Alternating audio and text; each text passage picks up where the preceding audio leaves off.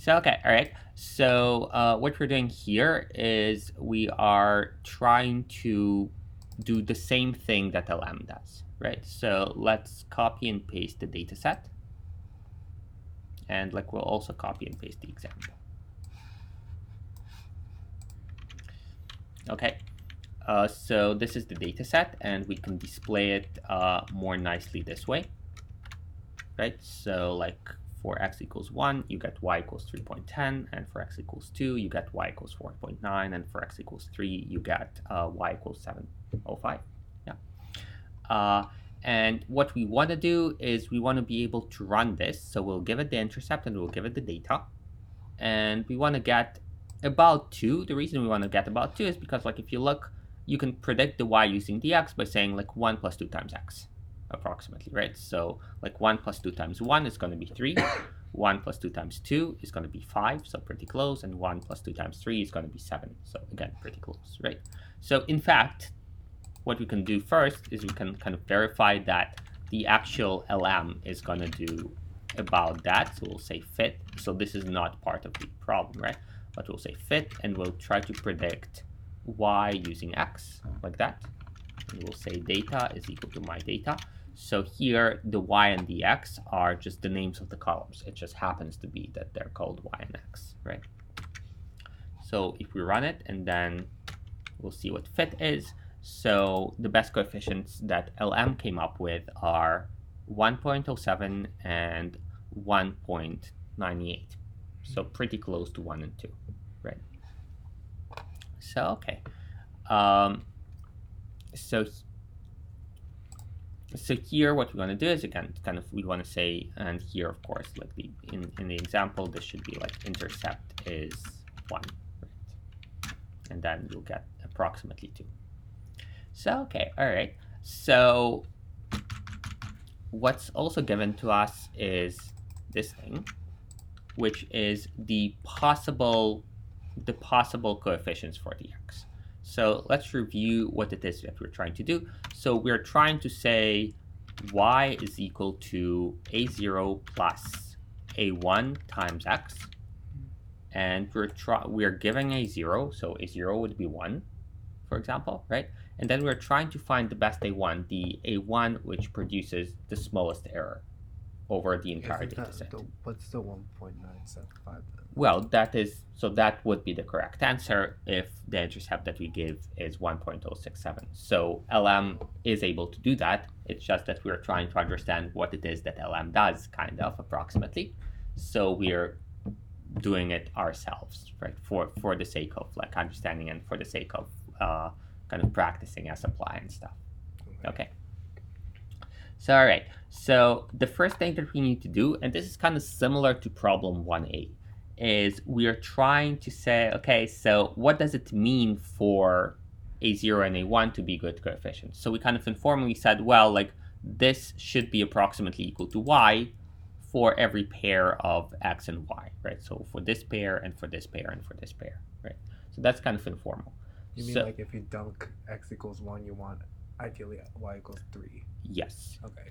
So we kind of saw what to do with that before, right? So we computed the error for each case, right? Now that gives you an idea of like for each row, how good is the prediction. Now, in order to get an idea of how good is the prediction for all the rows, what we'll do is we'll square the errors and then we'll add them up. Okay, so let's do that. So for that, what I'll need to do is I'll need to say like a0 is, let's say, 1, and a1 is, let's say, 2. And now I'll do the same thing as what we did in the previous question. So we'll say my data prediction is going to be a0 plus a1 times my data x, right? And then we'll say my data error is, so same thing, right? So my data $pred minus my data $y. And we take, so like we don't really need to do this here, but we'll do like the absolute value. Okay, so far it's exactly the same thing. So far it's exactly the same thing that we did before. So if we now view my data, this is what we'll get. So we'll get the error is like 0.1, 0.1, and here it's 0.5. Why don't you use LM?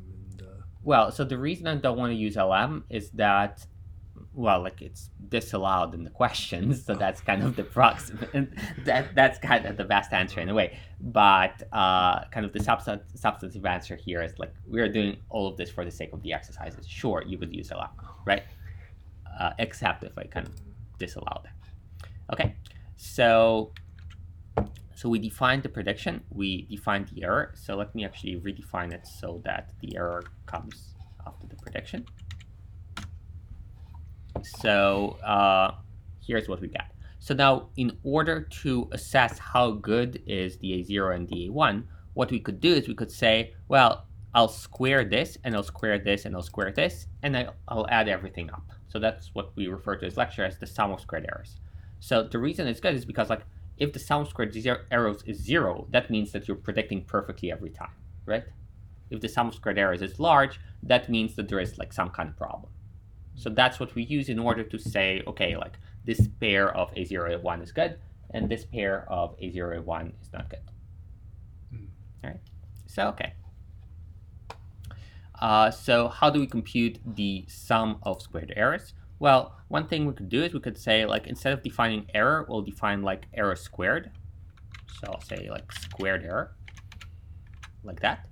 And instead of taking the absolute value, I'll take the square. And then the sum of squared errors is just going to be the sum of that. It's going to be like my data squared error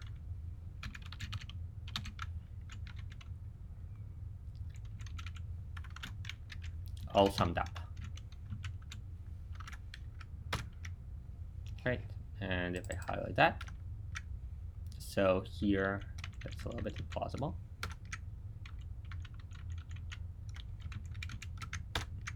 So here we'll get an SSE of 0.0225.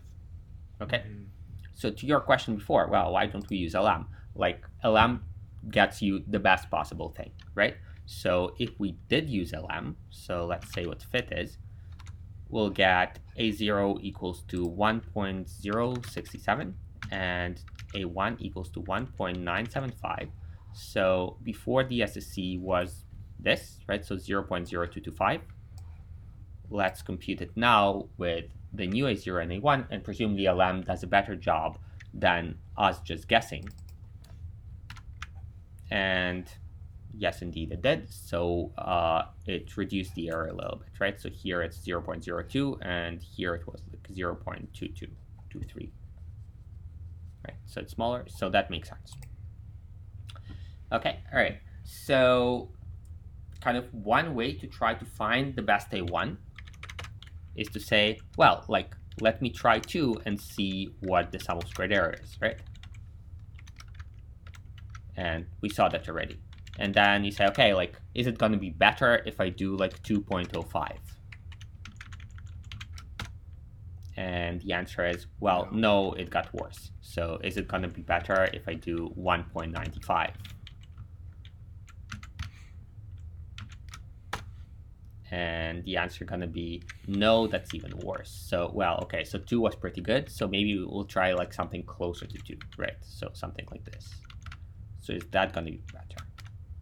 Okay, getting there, right? So what about 985? Right? So in a way, you can just like try lots of A1s and hopefully eventually you'll get to a good guess. A good guess meaning it's lower than... So the SSE is low, because like SSE low, that means that your prediction is good. What do you mean by low? Like lower than the like the well, LM lower than your other guesses. So you will never beat LM because LM gives you the precisely correct answer. Okay. So that is exactly what we're setting out to do, right? So in the problem, we're actually given the things that we need to try. So those are the A1s that we want to try, right? Yeah. and we want to try each one of them. So the first step here is going to be, well, let's make a function that takes in an A1, so for example, like 3.3, and says how good of a guess it is, in the sense that it'll compute the SSE. So the way I'll do it is I'll just write a function. So I'll call the function SSE for sum of squared errors, and it's going to be a function. So what information does this function need in order to give me the answer? So it certainly needs the A1, right? Because that is what it's evaluating. But it also needs the A0, because otherwise how would it compute the prediction? It needs A0. Why are you keeping the A0 constant though? Like, why is it 1? It's easier that way, right? So if I need to try to guess at both the A0 and the A1 together, that would be just a harder task. So that's actually 2B. Okay. And we need the my data. Right? So, okay, all right. So, and why, again, like, why do we need my data? Well, because in order to compute this, we need my data. So now I'll just take all of this and I'll put it in the function. So notice the things that I did copy paste and the things that I did not copy and paste. So I did not copy and paste A1, A0 equals 1 and A1 equals 1.98.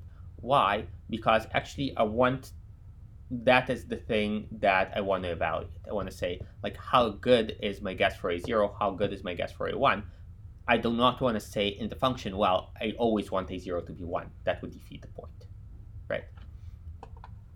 So I copied my data here. I did not copy the definition of my data because, so the my data defined outside, that does not directly have to do with this my data.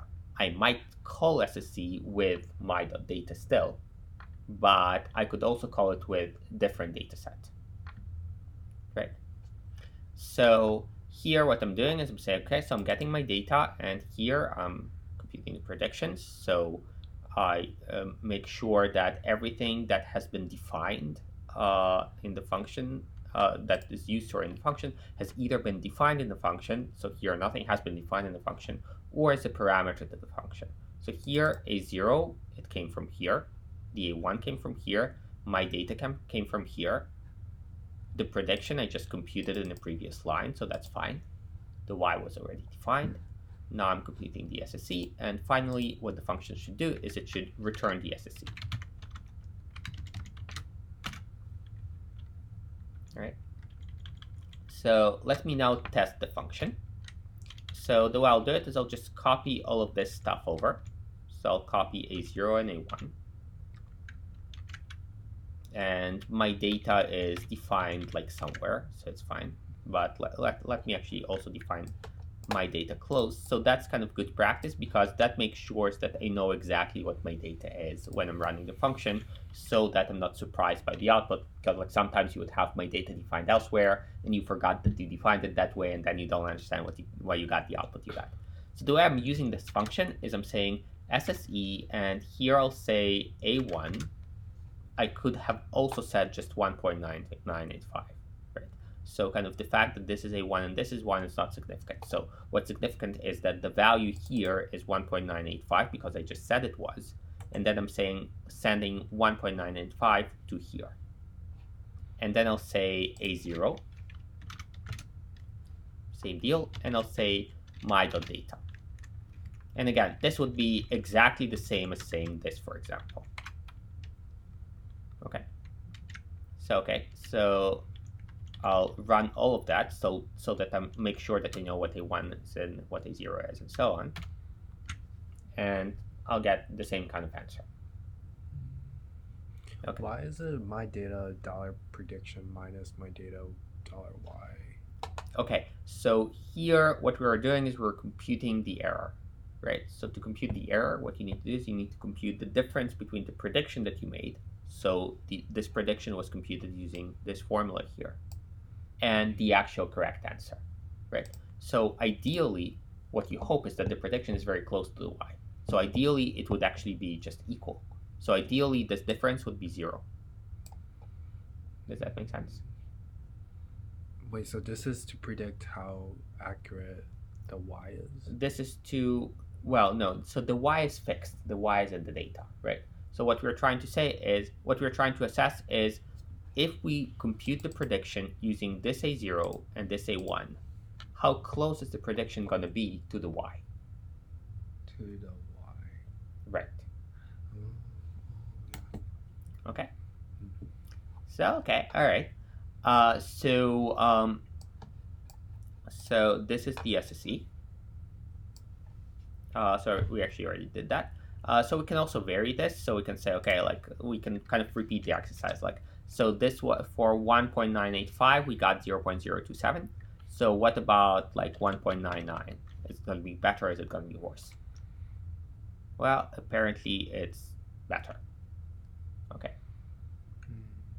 So, okay, all right. So now what we're going to do, so what about 1.995? Probably even better, right? Okay. So, okay, all right. So now what we want to do is we just want to systematically try all of those. Okay. Right? So how do we systematically try all of those? So we actually did a lot of the setup already because we have this function. We can just use sapply. Exactly. So we'll say, so let's call this something. So kind of, let's call it like A1s, right? So now we can say sapply A1s. So the function is going to be SSE. And now we also need to supply the extra stuff, right? So we need to supply the A0 and we need to supply my.data. So here, like it wasn't luck because that was planning. So here the A1 comes first, and here the A1s come first, and then the A0 comes second, and then my data comes third. So the order when you're using sapply should be the same as the order of the parameters in the function. The other constraint is that sapply is used in order to go through every element of a vector and apply the function to it, right? And the vector that you're going through, that should be the first thing in sapply. So it's important that this was A1 and not something else, because if this weren't A1, then we would be in trouble. We couldn't actually send the correct thing to here, right? So the vector that you're going through should be the first argument to sapply, and that implies that the first parameter of the function that you're using should be the thing that corresponds to this. Make sense? And then everything else is just like should be in the same order, right? So the names don't necessarily have to be the same. Like this doesn't even have to be a variable. It could be one. The important thing is that this one, it's the second to last thing, so it gets sent to A0. Okay, so let's try running this. So this is what you get. So for A1 equals to -5, you get this SSE, -4.9, this SSE, and so on. And you can actually kind of like manually look things up and say, okay, so this is the smallest possible SSE. Okay, so which of the A1s does it correspond to? Well, like we happen to know that the answer is 2, but we can actually kind of look it up. So how do we look it up? We can say in this vector, what is the location of the minimum? You do that using which.min. Right, so the location of the minimum would be which.min, like this, and the answer is 71. So then you say, well, what's the A1 number 71? So this whole thing, we know it's going to be 71, right? And then you're saying A1's at 71, and that would be the A1 that produced the minimum. Or I can, yeah. And the answer turns out to be 2, so it's this 2, right? That's in the 71st position. So, okay, so that is the thing that we need to return, so we're done, except we, again, need to put all of this stuff, well, this stuff really, into a function. So let's do that. So we'll say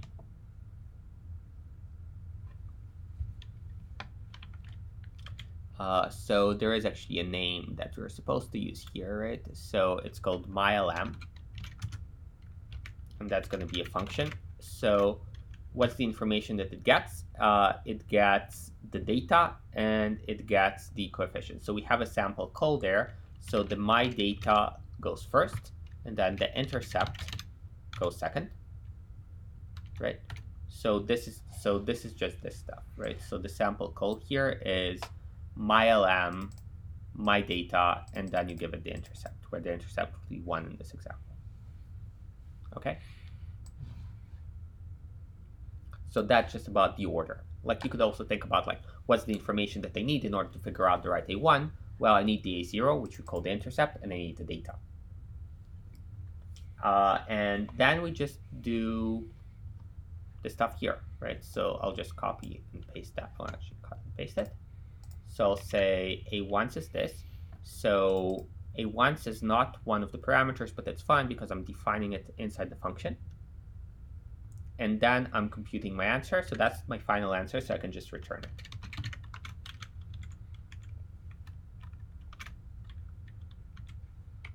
All right. So let me define it and try it. So the way I'll try it is I'll say,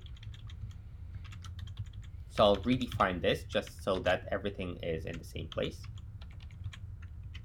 And here, so I don't need A1. A1 is the thing that I'm trying to find, right? So now I'll say my.lm, and then I'll say my data again. So again, it doesn't have to be my data. So let's actually like name it my data2, and we'll rename it this my data2 as well, just to make the point that it doesn't have to be called my data. And here I'll say my intercept is A0. So here it was defined to be 1.0, like this. And here you are. It spit out the answer that the correct answer is 2. Okay. Now you might like to test it kind of a little bit more rigorously. So maybe what you want to say is, hey, like suppose it's not like times 3. Suppose it were like times 10, right? So what would the data set look like? So it would be like 10.1, like we're making it like kind of like approximately 1 plus 10 times 10 times the thing, right?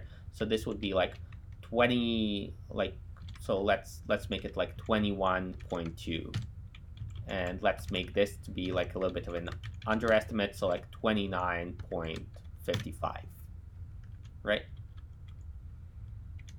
So this is 10. So because of that, so here the options are like from -5 to 5, so I just will not find the right answer if I just try things between -5 and 5. So I'll just change it to like -15 up to +15. So with this,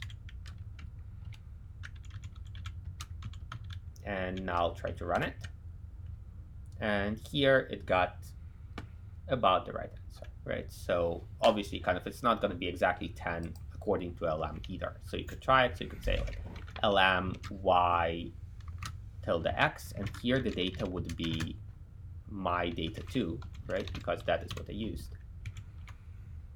And here you see, so the precise answer is 9.72. The answer that we got was 9.7, but we didn't even give it the right intercept, right? So we gave it like approximately the right intercept, but apparently it wasn't the best one.